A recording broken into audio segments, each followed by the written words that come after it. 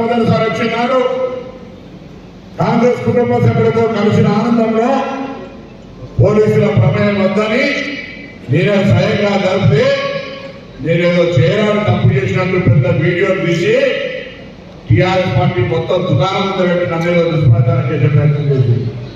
నేను మళ్ళీ చెప్తాను, ఈరోజు పోలీసుల ప్రమేయం ఒక్కరు లేకుండా ఆ కుటుంబ సభ్యులుగా కాంగ్రెస్ పార్టీ నాయకత్వాన్ని స్వేచ్ఛగా కలుసుకుని వేదిక మీద ముందు కూర్చొని ఇంకే సంస్కృతి తప్ప విధానమే పాల్గొనాల్సిన కొట్టే విధానం అంతే తప్ప దాన్ని కూడా పాత్రికేయుల సమక్షంలో చూసినారు. ఆ రోజు అంటే ఏది కూడా జీర్ణించుకోలేకపోతా ఉన్నారు. ప్రభుత్వం ఏర్పడ్డ నెల రోజులు తిరగక ముందే ప్రభుత్వం కూలిపోతుంది. ఈ ప్రభుత్వం కొనసాగదు, మళ్ళీ మనమే అధికారంలోకి వస్తున్నామని పిల్లి శామనార్థాలు బట్టి టీఆర్ఎస్ నాయకత్వాన్ని ఏమనాలని జాలిపడాలా పాపమని అనాలా కూడా అర్థమైనటువంటి పరిస్థితి లేదు. 10 సంవత్సరాలు అధికారంలో ఉన్న పార్టీ 4 నెలలు కాకముందే మా ప్రభుత్వాన్ని విపరీతమైనటువంటి శాపనార్థాలు ఉంటాయి. కాంగ్రెస్ ప్రభుత్వం కూలిపోతుంది, ఉండరు, ఈ ప్రభుత్వం ఉండదని చెప్తున్నారు. దమ్ముంటే కాంగ్రెస్ ఒక్కసారి టచ్ చేసి చూడమని చెప్తారు. నియోజకవర్గానికి వ్యతిరేకంగా ప్రజాస్వామ్యం కావాలని ఎన్నుకోబడ్డ ప్రభుత్వం ఇదే. ఈ ప్రభుత్వాన్ని టచ్ చేసి చూడమని చెప్పినాం. ఊరికే మాట్లాడేటువంటి వీళ్ళు ఇలా వాళ్ళ పార్టీ పార్లమెంట్ అభ్యర్థులు కూడా మేము పోటీ చేయలేము. పార్టీ ఒక అవినీతి పార్టీ, టెలిఫోన్ ట్యాపింగ్ పార్టీ, ఈ లిక్కర్ స్కామ్ పార్టీ, ఈ ల్యాండ్ స్కామ్ పార్టీ మాకు వద్దు అని అభ్యర్థులు ఇట్లా ఈ వాళ్ళకి వస్తుంటే మేము ఒక్కసారి ఆలోచన చేసుకోండి. 10 సంవత్సరాలు అధికారంలో ఉన్నాయి, 3 నెలలు కూడా కానీ కూలిపోయారు. 10 ఏళ్ళు ప్రతిపక్షాలు ఉన్నా కొట్లాడిన అధికారంలో దశలుగా అందుకే దయచేసి అసెంబ్లీలో ఓడిపోయిన టైం అవసరం లేదు. 282 పోలింగ్ స్టేషన్ ఈ సిరిసిల్ల నియోజకవర్గంలో కూడా 100కు పైగా పోలింగ్ బూత్లలో కాంగ్రెస్ పార్టీ గెలిచింది. అవునే దక్క ఇస్మార్ పక్క. మీరు దయచేసి ఇక్కడ వచ్చిన పెద్ద పెద్ద నాయకులు అందరూ కూడా కోరుతా, ఢిల్లీకి రాదైనా తల్లికి కొడుకే ఎవరి పోలింగ్ స్టేషన్ లో వాళ్ళు మెజార్టీ తెచ్చుకుంటారు. ఇలా ప్రతిజ్ఞ ఏది ఎవరి పోలింగ్ స్టేషన్ లో ఈ నియోజకవర్గంలో 282 పోలింగ్ స్టేషన్లు. నేను చాలా పెద్ద లీడర్ను, నాకు ఢిల్లీలో సంబంధం ఉంది, నాకు ఢిల్లీతో పరిచయం ఉంది కాదు. నీ పోలింగ్ స్టేషన్ మెజార్టీ తీసుకురా, తప్పకుండా వాళ్ళందరూ సత్కరించే బాధ్యత నాది. నా వేదిక మీద పెద్దలే ఈ రాష్ట్ర ముఖ్యమంత్రి లేనే మాట చెప్తా ఉన్నా. లేకపోతే మా దగ్గరికి ఏ పని వచ్చినా బ్లాకులు ఇచ్చు. మీరు గెలవండి, మీ బూత్లో గెలవండి. నామినేటర్ పోటీ అడుగుతారా? నియోజకవర్గంలో మీ వారికి అభివృద్ధి అడుగుతారా? మీ వ్యక్తిగత అభివృద్ధి అడుగుతారా? సమస్యలు అడుగుతారా? ఒక్క క్షణంలో 2 కార్పొరేషన్ పరిష్కరిస్తాం. ఇదే 10వ తరగతి ప్రశ్నాపత్రం రాయంగా పాస్ అయితే ఉద్యోగం వస్తుంది, ఫెయిల్ అయితే ఏం కాదు. ఇది కూడా ఎట్లనే, ఇది మన పరీక్ష. నేను చెప్పిన ఓట్లడినాడు రావా, నేను ఈ జిల్లాలో పుట్టి పెరిగి విద్యార్థి నాయకుడిగా ఎదిగాను. మీ ముందు తెలుసున్నా నాకు అవకాశం ఏమంటే ఆనాడు పార్లమెంట్ మెంబర్ పంపారు మీ అందరూ. మళ్ళీ మొన్న నా హుస్నాబాద్ శాసనసభ వాళ్ళందరూ కూడా హుస్నాబాద్ శాసనసభ పోతేనట ఎవరు మాట్లాడుతున్నారు భారతీయ జనతా పార్టీ ఇక్కడ నుంచి వచ్చినా ఇక్కడ ఉంటుందో తెలియదు. నేను మాట్లాడితే తప్పైతుంది. నేనట భయపడి కరీంనగర్ వదిలిపెట్టి అదే నేను మొగోడిని కాబట్టి నేను పోయి పోటీ చేసినాను. నీకు ఏమైంది తెలిసిన కదా. దమ్ముంటే ఎవరైనా ఏడిగారు. నరేంద్ర మోడీ గుజరాత్ ఆయన పోటీ చేసింది కాశీ ఉత్తరప్రదేశ్. ఏమైతే ఈ ప్రజాస్వామ్యం విలువలు తెలియని వాళ్ళు కూడా రాజకీయాలకు వచ్చి వాళ్ళు ఏ పార్టీలో ఉన్నారు, ఎక్కడ తిరిగినారు, ఏడిగా చిన్న ఎవరికి చుట్టాగిరి కొడుతున్నారో తెలియకుండా ఉండే పరిస్థితుల్లో నేను ఏం చేయాలి? అందుకే అయ్యా మీరు ఊళ్ళలో వేరే పక్కలేదు కొండ ప్రభాకర్ వచ్చిండు, మా కూతురు మెజార్టీ జమ్మన్నాడు. ఏం చేయాలంటే ఏం లేదు, తలవారు ఇస్తున్నా. తలవారు అనుకోని 307 రైతులు అనుకోని AK-47 అనుకోని. ఎందుకంటే ఇవాళ కాంగ్రెస్ పార్టీ 2004 నుంచి 2014 దాకా అధికారంలో ఉన్నాడు కూడా ఒక్క హామీ అమలు చేయకుండా లేదు, అన్ని హామీలు అమలు చేసినాం. ఇవాళ మళ్ళీ 2023 డిసెంబర్ 3 నాడు కలిస్తే ఆనాడు మనం ఏ హామీలు ఇచ్చినామో 4 నెలలనే ఆర్టీసీలో మహిళలకు ఉచితంగా బస్ ప్రయాణించడం, 500 రూపాయలకే సిలిండర్ ఇస్తా ఉన్నాం, 200 యూనిట్ల ఉచిత విద్యుత్ ఇస్తున్నాం, నియోజకవర్గానికి 3500 శాంక్షన్ చేసినాం, కొత్త రేషన్ కార్డు ఇస్తున్నాం, ఆరోగ్యశ్రీ 10 లక్షలు పెట్టినాం. మన ముఖ్యమంత్రి గారు చెప్పిన ధైర్యంగా ఊళ్ళలో గల్లా చెప్పి ఆర్చిలో 2 లక్షల రూపాయల రుణమాఫీ చేస్తామని చెప్పి. అంతేకాదు వర్షాకాలం వచ్చే వర్షాకాలం పంటలకు 500 రూపాయలు బోనస్ ఇచ్చే ప్రభుత్వం కాంగ్రెస్ లో చెప్పండి. అరే ఇంతకుముందు ఎవరైనా ధైర్యం ఉంటే కాంగ్రెస్ ప్రభుత్వం 2004-05లో ఈ దేశంలో 70,000 కోట్ల రైతు రుణమాఫీ చేసిన ఘనత కాంగ్రెస్ ఉంది. ఇవాళ టీఆర్ఎస్ పార్టీ చేసిందా?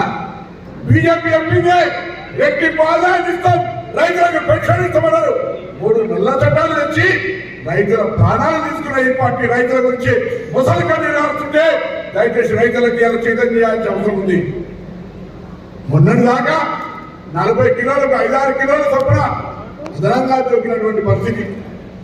మనం ఇవాళ ఎక్కడ కూడా అదనం చూపక లేకుండా రైతులను కాపాడే విధంగా చర్యలు తీసుకుంటా ఉన్నాం మన ప్రభుత్వం. ముఖ్యమంత్రి గారు స్పష్టంగా చెప్పినారు, ఎక్కడ కూడా అదనం చూపక మాటే లేదని మనం చెప్తాము. ఆ విధంగా రైతులకు సంబంధించి అటు రుణమాఫీ కావచ్చు, బోనస్ కావచ్చు, లేకపోతే యాంత్రీకరణ పేరు మీద రైతాంగానికి అవసరమైన పనిముట్టించే విధంగా అనేక చర్యలు తీసుకోబోతుంది. కానీ మీ అందరికీ తెలియదు కాదు, 60 ఏళ్ళ తెలంగాణ ఆంధ్రప్రదేశ్ లో ఏర్పడే దానికి 60 ఏళ్ళ 60,000 కోట్లు అప్పుంటే ఈ 10 సంవత్సరాల గద్దెనెక్కి మేము ఇక బండి సంజయ్ అమ్మా ఇక్కడ మీరు అంతా ఉన్నారు. ఎవరైనా తల్లి ఎక్కడైనా తల్లికి ఇచ్చే గౌరవాన్ని ఎవరు కూడా ప్రపంచంలో కొనలేరు, మామూలు. అటువంటి తల్లిని రాజకీయాలను తీసుకొచ్చి ఆ తల్లికి సంబంధించిన బిడ్డ ఉడితే కొడుకు ఉడితే ఇది నీ బిడ్డ అని నర్సు చెప్పేదాకా తల్లికి తెలియదట. అటువంటి మూర్ఖపు మాటలు మాట్లాడేవాడు మన పార్లమెంట్ మెంబర్. కనీసం కొద్దిగా జ్ఞానం తల్లి నా తల్లి గురించి మాట్లాడి నీ జవాబు చెప్పినా. కానీ ఎవరి తల్లి అయినా ఎవరి ముట్టిలో బిడ్డ అయినా నర్సు తీసుకొచ్చింది బిడ్డ అంటే ఆ తల్లికి తెలుస్తుంది తల్లి జన్మ.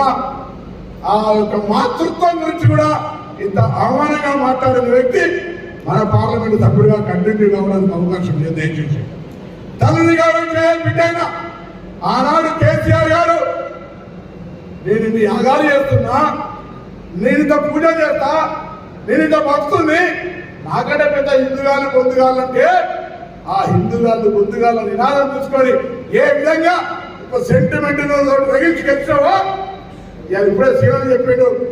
కేంద్రం నుంచి దేవాలయాల అభివృద్ధికి ప్రసాద్ స్కీమ్ కింద పైసలు వస్తాయి. తెలంగాణలో దొంగలమ్మకు వచ్చినాయి, తెలంగాణలో రామప్పకు వచ్చినాయి. తెలంగాణలో హిందుత్వం గురించి నేనే ఛాంపియన్, మీరు కూడా హిందువులే కాదు నేనే అని చెప్పుకునేటువంటి బండి సంజయ్ వేములవాడకి ఎన్ని రూపాయలు తెచ్చినావు? తెచ్చినాకనే వేములవాడ దాటి సిరిసిల్ల కూడా మనం కొండగట్టుకి ఎన్ని తెచ్చినావు? ధర్మపురికి ఎన్ని తెచ్చినావు? కాళేశ్వరంకి ఎన్ని తెచ్చినావు? గంభీరావుపేట మనం పోయినప్పుడు 500 సంవత్సరాల నుంచి వెలిగేటువంటి ఒక దీపం ఉంటుంది. సరే 700 సంవత్సరాలు అటువంటి దానే చరిత్రకు సంబంధించి ఏదైనా ఒక విశిష్టమైన కార్యక్రమం చేయాలి కదా. నేను అడుగుతా ఉన్నాయా, నువ్వు ఇక్కడ ఏం చేయగలిగినావు? చేనేత వర్గాలను చేయకపోతే, ఒక విద్యా సంస్థ లేకపోతే, ఎవరంటే చిన్నలు వచ్చినాయి ఇంటికి వచ్చినాయా? ఇట్లా అడుగుతాడు. ఏ వారం ఇవ్వాలా? సోమవారమా? ఇంకేమడుగుతాడు? మంగళవారమా? ఏ వారం అన్నా? సోమవారం. ఇటువంటి పద్ధతి మనకు పూర్తిగా మన పరువు. ఎంపీ అంటే నేను ఓడిపోయినా చెప్పినా అరే ఎవడరా నన్ను నేను లీడర్ ఓడిపోయినా కూడా నేను లీడర్ లెక్కినా ఒక వ్యక్తితో ఒక మర్యాద. నువ్వు రేపు పొద్దున కుక్క కూడా దగ్గర పరిస్థితి లేకపోతే బిడ్డ అటువంటి మాటలు మాట్లాడక చేస్తున్నావు. అరే నేను అంటున్నా ఆఖరికి నీ జీవితం మొత్తంలో నీ తల్లి కూడా ఇట్లా బాధపడుతుండొచ్చు. ఆఖరికి నా కొడుకు నర్సు తీసుకొచ్చి పుడితే నా కొడుకు అని చెప్పే పరిస్థితికి వచ్చింది. ఆ విధంగా మాట్లాడుతున్నది కదా న్యాయకాన్ని అడిగేటువంటి పరిస్థితికి వచ్చింది. అందుకే వ్యక్తిగతంగా తింటలే, కానీ తల్లి గురించి మాట్లాడితే అందరు తల్లి గురించి మాట్లాడితే అందరి బిడ్డల జన్మ నర్సుపోయి చెప్తానంటే అటువంటి మూర్ఖుడు మనకు అవసరం లేదని మాట ఇవ్వాలి. నేను ఈ సందర్భంగా కోరుతున్నాను. హిందుగాలు పొందుగాలేదని నీకు కనిపించదు. ఇవాళ తల్లి జన్మ గురించి ప్రస్తావించడం నీకు అదే నీ జీవితానికి సమాధి కాబోతుంది అని మాట ఈ సందర్భం. ఏ మాతృమూర్తి ఈ నియోజకవర్గంలో ఏ ఆడబిడ్డ జన్మనిచ్చిన ఏ బిడ్డ ఇటువంటి తల్లి జన్మ గురించి మాతృత్వం గురించి మాట్లాడిన వ్యక్తికి ఓటు వేయాలనే వాళ్ళు కూడా సందర్భంగా విజ్ఞప్తి చేస్తూ దయచేసి ఇట్లా టీఆర్ఎస్ పార్టీలో కథం అయిపోయింది. ఇట్లా చెప్పిన శిక్షణ మీడియా ఉంటే ఎక్కడికి వచ్చి పోటీ చేస్తున్నానే లేకనే వచ్చి పోటీ చేశాను. కాబట్టి దయచేసి మీరంతా గట్టిగా ధైర్యంగా కాంగ్రెస్ పార్టీ గెలుపు కొరకు కృషి చేయమని నేను మీ భవిష్యత్తులో మేమందరం కూడా కలిసిగా శిక్షణ నియోజకవర్గానికి మెజార్టీ ఎన్ని బూతులు వస్తే అక్కడ అత్యంత ప్రాధాన్యత అభివృద్ధిలో రాజకీయమైనటువంటి నామినేటెడ్ కూడా ఇస్తామనే మాట మరొక్కసారి విజయవంతంగా ధన్యవాదాలు తెలుసుకుంటూ చేతగాని దత్తమ్మ లేఖ చూసిన నువ్వు ఇవాళ చేనేత కార్మికుల గురించి ముఖ్యమంత్రికి లేఖలు రాస్తాడు. ఎన్నడన్నా చేనేత కార్మికుల సమస్యల గురించి పట్టించుకోవాలని అడుగుతాను. నీ ప్రభుత్వం చేసి మొత్తం నేతన్న జీవితం పుట్టినప్పటి నుంచి కాంగ్రెస్ ఎన్నడూ కూడా పన్ను వేయనటువంటి వస్త్ర రంగాన్ని 12% జిఎస్టీ చేసినటువంటి నీ ప్రభుత్వం నేతల గురించి మాట్లాడే హక్కుదా ఇవ్వాలి. ఇవన్నీ కూడా ప్రజలకు చెప్పాల్సిన అవసరం ఉంది. ఇంతకుముందు మహేందర్ గారు చెప్పారు 9వ ప్రాజెక్టు ఆనాడు ప్రాజెక్టు దగ్గరికి రాష్ట్ర కాంగ్రెస్ పిలుపుగా ప్రాజెక్టు సందర్శన పోతే ఆనాడు అరెస్ట్ చేసి 150 మందిని పోలీస్ స్టేషన్లో పెట్టినటువంటి పరిస్థితి. ఇలా ప్రజాస్వామ్యంలో మీరు ఎక్కడైనా తిరగమని స్వేచ్ఛగా అధికారం ఇస్తా ఉన్నాం. ఇలా ఒకటి అడుగుతాను, దయచేసి ఇలా దేశం మొత్తం మీద నరేంద్ర మోడీ యొక్క వైషమ్యాల మీద ఇక్కడ విదేశాల మధ్యలో ప్రేమ నెలకొల్పాలి, దేశ నియంత్రణకి వ్యతిరేకంగా ప్రజాస్వామ్యాన్ని నెలకొల్పాలి, ఆప్యాయతలతో దేశం ముందుకు నడవాలనేటువంటి మాట రాహుల్ గాంధీ గారు చెప్తా ఉన్నారు. నియంత్రితంగా నరేంద్ర మోడీ ఒకవేళ మళ్ళీ పొరపాటున అధికారంలోకి వస్తే ప్రజాస్వామ్యం ఉన్నది. డాక్టర్ బాబాసాహెబ్ అంబేద్కర్ రాసినటువంటి రాజ్యాంగాన్ని కూడా మార్చుకొని నియంత్రణగా ఉండేటువంటి ఒక పరిస్థితి విశ్వగురువు పేరు మీద ప్రణాళిక సిద్ధం చేసుకుంటున్నారు. దయచేసి ఆలోచన చేయమని చెప్పి సందర్భంగా కోరుతా ఉన్నాం. అందుకే ఇంతకుముందు ఆది శ్రీనివాసరెడ్డిగా సిరిసిల్ల జిల్లా అభివృద్ధికి సంబంధించి రేవంత్ రెడ్డి గారి నాయకత్వంలో ఉన్నటువంటి కాంగ్రెస్ ప్రభుత్వం ప్రణాళికాబద్ధంగా ఎక్కడ కూడా ఇంత అభివృద్ధిలో ఆటంకం లేకుండా మరింత ఉత్సాహంగా ముందుకు తీసుకుపోయే బాధ్యత మాది అనే వాటి సందర్భంగా మరిగిస్తాం. ఒక్కటే దానికి మా ఉత్సాహాన్ని మనిషి జనరల్ గా అలసిపోయినప్పుడు ఛాయ్ తాగుతారు, కొంతమంది తాగేటప్పుడు ఇంకా మందు తాగుతారు. మేము మా రాజకీయ నాయకులకి ఏం కావాలి, ఎన్నికల్లో మనందరికీ పోలింగ్ రోజు ఓట్లు కావాలి. దాని కొరకు దయచేసి 20 రోజులు ఎలక్షన్లు ఉన్నాయి. ఈ 20 రోజులు అధికారంలో ఉన్న మనం అనేక పనులు చేసినాం, భవిష్యత్తులో పనులు చేస్తాం, 10 సంవత్సరాలు వాళ్ళు ఏం చేయాలి అనే మాటలు చెప్పుకుంటూ దయచేసి పోలింగ్ స్టేషన్ వారిగా మీరు శ్రమపడమని సందర్భంగా నేను కోరుతా ఉన్నా. తప్పకుండా ఇంతకుముందే ఆది శ్రీనివాస గారు చెప్పిన మేఘాలకు సంబంధించి కూడా వాళ్ళ సమస్యల్ని వాళ్ళ బకాయిల్ని చెల్లించడంతో పాటుగా గతంలో ఇచ్చే ఇంత పనిస్తే అంతకంటే కొద్ది పని ఎక్కువ ఇచ్చే విధంగా ఉపాధి అవకాశాలలో ఎక్కడ ఇబ్బంది లేకుండా వాళ్ళని అడిగిన మరొక సలహా ఏం చేస్తే బాగుంటుందని యార్ల సబ్సిడీ ఇవ్వడం తప్పకుండా దాన్ని కూడా మొత్తం యార్ల సబ్సిడీకి సంబంధించి ఎంత ఇవ్వాలి, ఎలా ఇవ్వాలి అనేటువంటిది కూడా ఆలోచన చేస్తున్న ఒక నూతన విధానాన్ని తీసుకొచ్చే విధంగా మీ అందరికీ చేయుతనిచ్చే విధంగా కొత్త విధానాన్ని మీ అందరూ కూడా ఆర్థికంగా ఎదగడానికి ఎవరికి ఇబ్బంది లేకుండా చేపట్టే ప్రయత్నం కూడా చేస్తున్నామని మనం ముందు చేస్తాం. దయచేసి ఒక్కడే ఈరోజు మన ముందున్నది పార్లమెంట్ అభ్యర్థుల సంబంధాలే సిరిసిల్ల నియోజకవర్గంలో ఒక్కసారి కాంగ్రెస్ మెజార్టీ లేదు. చాలా రోజులే నేను ఎంపీ గెలిచినప్పుడు కూడా రాలేకపోయింది. దాని తర్వాత అనేక సందర్భాల్లో కష్టపడ్డాం. ఇక్కడ చేనేత వర్గం కూడా కష్టపడ్డాం, రైతుల కూడా కష్టపడ్డాం. అనేక రకాలుగా అన్నిటికంటే ముఖ్యమైన ఈ ఉద్యమ ప్రాంత బిడ్డగా తెలంగాణ ఉద్యమంలో మీ ఎంపీగా ఒక అలుపెరగని పోరాటం చేసి తెలంగాణ సాధనలో మీరు గర్వంగా తలెత్తుకునే విధంగా వ్యవహారం చేశారు. దయచేసి అలా నేను ముందు విజ్ఞప్తి చేస్తూ ఉన్నా, నేను కేంద్ర నమస్కారం చేస్తూ ఉన్నా. పట్టుదలగా కసిగా మీ పోలింగ్ స్టేషన్ వల్ల బయట రాజకీయం చేయడం కాదు, మీ 282 పోలింగ్ స్టేషన్ వల్ల నా బూతిది అన్నాను ఆరోగ్యం నేను మెజార్టీ తెచ్చుకున్నా. నాకు రాజకీయమైన అవకాశం ఏమైనా అడిగే విధంగా ధైర్యాన్ని తెచ్చుకోండి. లేకపోతే ఒక ఏడాదన్నా నాకు అనవడం ఉంటున్నాను. ఏడాదన్నా ఎందుకంటున్నా కసికర్ కాదు. అందరం కాంగ్రెస్ బిడ్డలే, అందరం కాంగ్రెస్ కుటుంబ సభ్యులే. ఇలా రేవంత్ రెడ్డి ప్రభుత్వాన్ని, మన ప్రభుత్వాన్ని, కాంగ్రెస్ ప్రభుత్వాన్ని కూలబెడతామనుకున్నటువంటి ఈ రాష్ట్రం నుంచి 15 లోక్సభ సీట్లు కాంగ్రెస్ ఇస్తే ఇంకా ఎక్కువ కవచంలోకి నిలుస్తుంది. ముద్ర కాపాడుకునే బాధ్యత లేదా? ఇలా ఎన్నికల హామీలన్నీ అమలు చేసుకునే లేదా? కేంద్రం నుంచి నిధులు తీసుకునే అవసరం మనకుంది. అది కావాలంటే పార్లమెంట్ సభ్యులు మనోడికి ఇవ్వాల్సిన అవసరం ఉంది. రాహుల్ గాంధీ గారు ఒక మానవతావాది ప్రధానమంత్రి గారు కావాలంటే మనం ఒక ఎంపీని పంపాల్సిన అవసరం ఉంది. అది ఏ నియోజకవర్గంలో వేరు పేరు సత్యం అంటున్నాడు. అన్నా నువ్వు మంత్రి గారు నా నియోజకవర్గంలో ఎక్కువ తెచ్చుకుంటా అంటాడు. సీనియర్ అంటున్నాడు మీరే ఎక్కువ తెచ్చుకుంటా అంటాడు. నేను ఓడిపోయిన కావచ్చు నా మా దాట ఓడిపోయిన రాజేశ్వరు నేను కూడా ఊరుకోను ఆయన అంటున్నాడు. శ్రీనివాస్ అంటున్నాడు. మహేందర్ రెడ్డి గారు అన్నా నేను ఓడిపోయిన కావచ్చు ఈసారి పార్లమెంట్ మాత్రం మెజార్టీ తెచ్చుకుంటాను. చెప్తున్నామా అన్నా గట్టిగా పక్కనా మంత్రి నా ఊర్లో హుస్నాబాద్ లో మీకంటే బరాబర్ మెజార్టీ చేస్తాం. సవాల్ చేసుకుందామా?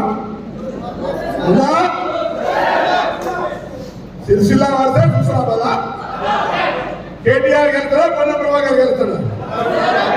కేటీఆర్ గెలవడు. ఎందుకంటే ఇక్కడ మీకు ఓట్లు గెలిస్తే ఆయన ఓడిపోయినట్టు.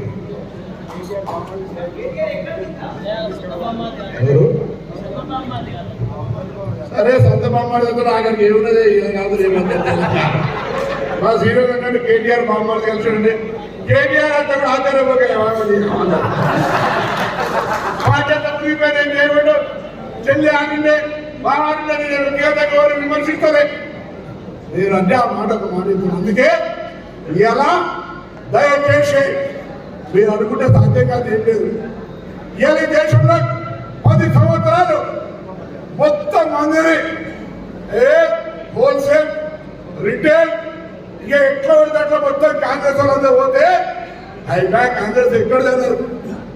మా స్థానిక శాసనసభ్యుడు అన్నాడు వీళ్ళంతా అవునేది అయిపోయిందన్నాడు. వీళ్ళ గాడికే పుట్టినాం మళ్ళా. కాంగ్రెస్ ఎప్పుడో అయిపోయేది కాదు. అందుకే ఈ కార్యకర్తలే బలం. మీరే పొద్దున మీ పోలీసు